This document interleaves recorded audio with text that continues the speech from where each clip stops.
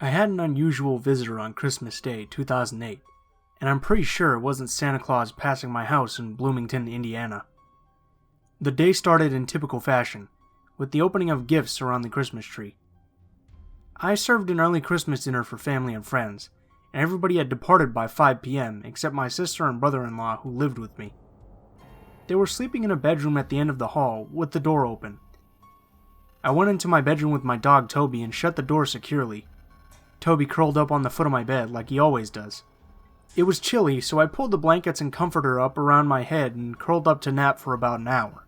I was just dozing off when I heard the latch on my bedroom door open.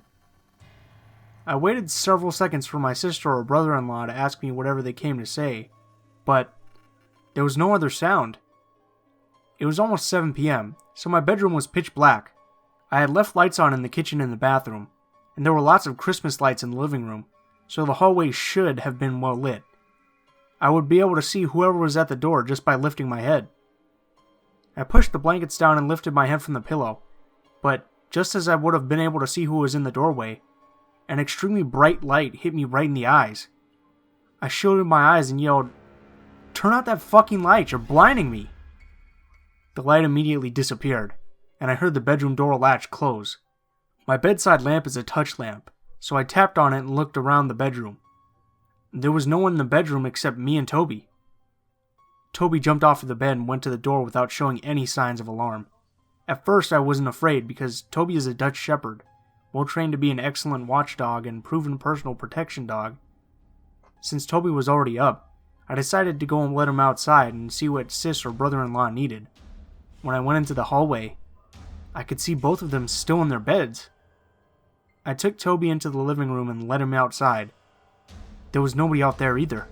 So, who had opened my bedroom door and turned the spotlight on my face? Ordinarily, I'm not a skittish person, and strange noises or lights wouldn't alarm me, but this situation was just too eerie, and the light had made my skin crawl. Let me add that the latch on my bedroom door is broken in such a way that the inside door handle must be jiggled for the latch to pop out and engage. It makes a very distinctive sound that I'm used to listening for, because if it doesn't latch, the door swings open. I'm absolutely positive that the door was latched closed when I got into bed, just as I'm certain it was the door latch I heard during the incident. When I left the bedroom, the door latch was closed again.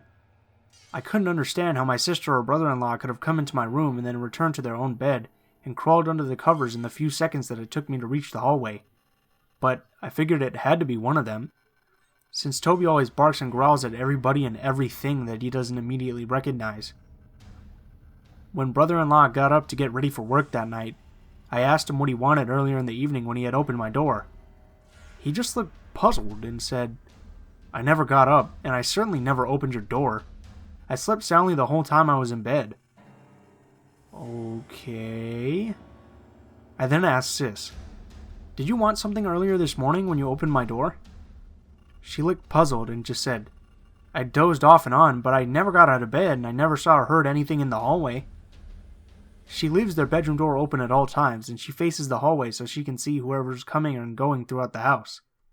So, who was my special Christmas visitor? And how did they get in and out so quickly? Like most people, the thoughts of loved ones are always close at hand during the holiday season.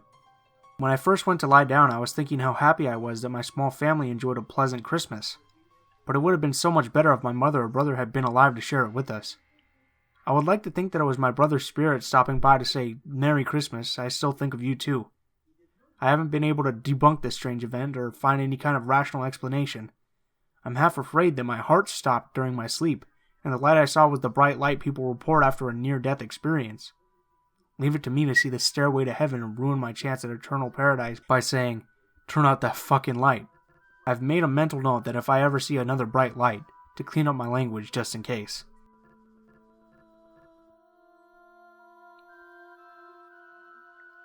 It was Christmas time of 1995 or 96 at my aunt's house on a reservation in North Dakota. Some of my family was in the living room watching television, and the kids were playing in their rooms or sleeping. My uncle and aunt and I were sitting beside the table putting a puzzle together. My cousin, who worked at the casino, would come home around midnight or 1 a.m. This night, as she pulled up and was walking towards the house, she looked in the window and saw me sitting at the table. My uncle was sitting across from me, but someone was standing to the left of me and someone else was standing in the corner, so she continued to walk in the house and think nothing of it. She got in and said her hellos, put her stuff away, and came and joined us at the table. As we were sitting there talking, she looked at me and asked who was standing next to me a few minutes ago and who was in the corner. I told her that no one had been standing there, and she just said, "Yeah, there was definitely someone standing next to you. It looked like our mom and she was playing with your hair." I have long hair, which I used to wear down all the time. She said this person was running her hand on my hair like a mother does to a child. It kind of freaked me out, being I was probably only 12 or 13 at the time. My cousin swears up and down that someone was standing over me, rubbing my head and watching me put the puzzle together with my aunt and uncle, and then there was another person standing behind that person. We got around to thinking that it was probably her mom that she saw. She passed away on her birthday a week before Christmas back in '92. In my family, we consider our aunts and uncles to be just like our moms and dads. After thinking that it could have been her, it didn't scare me so much. However, we couldn't figure out who the person was that was standing in the corner. And always around Christmas time, something strange happens. But we just like to think it's her visiting us.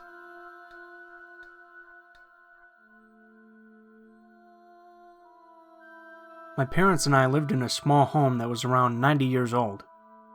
It was in a small town called Bluffton in northeast Indiana. The year would have been 1996. We lived there from the time I was 7 years old to the time that I was 19. From the very day that we moved in, I felt like I was not alone. At night I would lie in bed with the intense feeling that I was being watched. One year around Christmas time, I was having a friend spend the night. The heat had just shut off briefly, and she and I were sitting in the living room watching television when the temperature dropped substantially.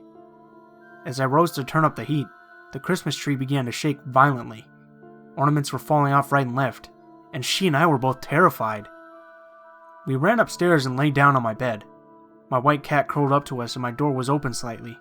When I gazed out at the dark hallway, I was horrified to see a tall white figure run down the hall. I turned to my friend, and she acknowledged that she had seen the exact same thing. She never spent the night over again. Years passed and things were uneventful. I became severely ill with a chronic illness and was frequently hospitalized. That's when the strange things began. After coming near death twice, I began to be able to sense things that no one else seemed to be able to. I once again felt that nagging sensation of being watched. I ignored it this time, and the illness went into remission. Once again, the activity, if you could call it that, stopped. When I was 18, I began to experience things like never before. Upon the death of my beloved grandfather, I had become preoccupied with death and frequently visited cemeteries. That's where I noticed an increase in the activity. It started out with voices. It was like a television had been turned on and there was a flurry of voices coming from downstairs, or even more frightening, outside my room. My parents were always asleep when this would happen, and their room was right next to mine with a vent, so I could hear my parents sleeping next door. I would get up and check all the rooms, but there was no TV on. Nothing to account for the voices. I was getting more and more scared as the voices started happening every night. That's when I started seeing shadow figures. They varied in size, but they were always human-shaped. Except for one. One night, I was walking out of my room with my cat in my arms, when she began to growl ferociously. I have to say, she never does this. She's normally an extremely docile cat, and I was shocked to see her acting in such a way. That's when I looked down the hall and saw a shadow the size of a large dog run down the hall at us. We don't own a dog. We had owned one before I became ill, but were forced to give it away due to the fact that we could no longer provide it with the proper care that it deserved. My cat growled and growled until the shadow finally disappeared. For all the other times that I saw shadow figures, they never took the form of a dog again. From that point on, the shadow figures were strictly human-shaped. Some tall, some child-sized, but they frightened me to death. I would lie in my bed at night, tortured by the fear that I was going insane because no one else was experiencing this. When I confessed my experiences to my parents, they took me to a psychiatrist who could find nothing wrong with me. I continued seeing the shadow figures up until the last few months that we lived there. As the months went on, I began feeling a dark aura spreading around the place. It was a heaviness, an uncomfortable feeling I could never quite shake. Sometimes I would get frustrated with whatever was there. I would leave a room and turn off the light, The light switch would make an audible click every time someone turned it on or off.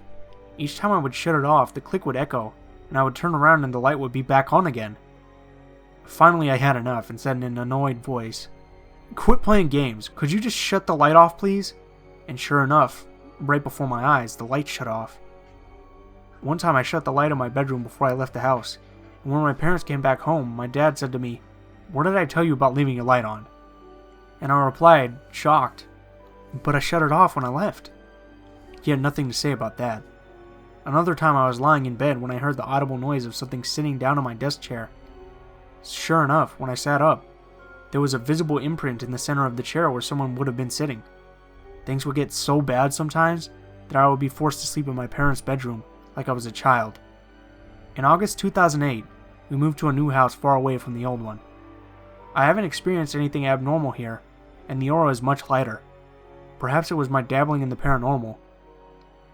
I had often tried communicating with spirits and frequented cemeteries to try and provoke ghosts. Maybe that was what had caused all the grief in that house. But one night, I went back there to get some of my things. And as I was leaving, I saw a dark figure run across the yard. I drove away, and I never looked back. So this happened around Christmas time a few years ago. I had taken my 5-year-old niece to the mall to get her a picture taken with Santa. While we were in the line, I noticed a little old man and lady sitting on a bench watching the kids see Santa. The old man came up to us and told my niece that she looked very cute. I told him thank you and he went back to sit on the bench with his wife.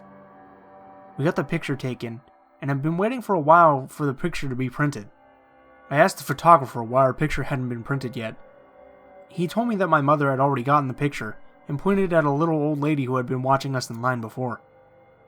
I went to the old man and, presumably, his wife, and told them to give me the picture back. The old man seemed embarrassed and told me that his wife grabbed our picture by accident and that she had meant to take their granddaughter's picture. He apologized, but I had this weird gut feeling that something was off about them. Next, I took my niece to the merry-go-round, and like magic, the old people were there too, still without any kids. The lady waved at my niece and smiled a big toothless smile at us. At this point, I decided it was best if we left the mall. I took my niece to get lunch at her favorite restaurant that's almost all the way across town from the mall. I felt much more relaxed as we had lunch, completely forgetting about those weird old people from before. As we were driving home, my niece spotted a playground that's close to a much different, smaller mall. She begged me to stop at the playground. There was a young man there with a little boy on the swing, so we weren't alone. Another car pulled into the parking lot shortly after we got there. We played for a little while, when I noticed that no one had gotten out of the car.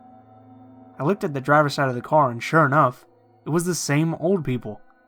They had followed us from the mall, to the restaurant, and then back to this playground. The man was staring straight at me and my niece, like he was hunting us. I noticed that he had his arm down and was moving it up and down, and then it clicked. He was masturbating in his car. I didn't want to scare my niece, so I subtly alerted the young man who was also at the park. I got my niece into the car quickly and drove into this mall's parking lot to call the cops and the mall security. I didn't want to stick around long enough for my niece to see this man getting arrested, so I gave the cops my number and left to my dad's work, where I figured we would be safe in case the old people followed us again. The cops called back a few hours later and told me that by the time they'd gotten there, the couple was gone, but they were looking for the description of the car that I gave them. It makes me physically sick every time I think about the fact that these old people are out and about and seem totally harmless when they're actually pervert sex offenders, or even worse, kidnappers. So, this occurred many years ago, but it will forever stay with me and change my views on allowing my kids to ever have their own separate phone line. It was a few weeks after Christmas, and my parents had got me my own personal phone, with my own separate phone line, because that was the cool thing back then, before cell phones were big. I had given my friends the number because who wouldn't, right? Anyway, it was about 3 a.m., and I had been sleeping when my phone suddenly begins to ring. I thought, that's odd, who can be calling this early? We all have to be up for school in the morning. So, I answered it, but all that I could hear was breathing on the other end. I just laughed it off as someone just messing with me and hung up. I tried returning to sleep, but my phone rang again. This time, I answered it and said, "Who is this?" Nothing. Just breathing again. At this point, I was beginning to get irritated. I told them to stop calling me, and then I hung up. I laid down again for about 30 minutes when my phone rang for yet the third time that morning. I was mad, so I answered and said, "This isn't funny. I'm trying to sleep. I have school in the morning. Stop calling me." This time there was a reply. It was a man's voice. It sounded very gravelly, and he laughed and said, "I can see you. You're very pretty. Why don't you come out and play in the snow with me?" With that, I hung up and started crying. I ran to my parents' room and woke up my mom, telling her what had happened, and she woke up my dad and made me tell him everything. They both get up, and my dad goes into my room and checks the windows and everything. He makes sure all the locks on the doors are locked, and proceeds to tell me it's just someone playing a sick joke, and that everything will be fine, and he tells me to just unplug my phone from the outlet. So I finally go back to sleep, until my mom wakes me up for school. I get up and start getting ready, and I open my blinds to my window that leads to the backyard. I notice on this very frosty morning that there are handprints all over my window. I called my parents and they're totally freaked out, and my dad immediately called the police. The police came out to take a report and look at the evidence, and they decided they went to go to the backyard. Sure enough, there were a set of footprints in the snow that led right up to my window. They had gone from the front of the house, through the back of my window, back to the door, and back to the front door. The police think the guy had tried to get into the house.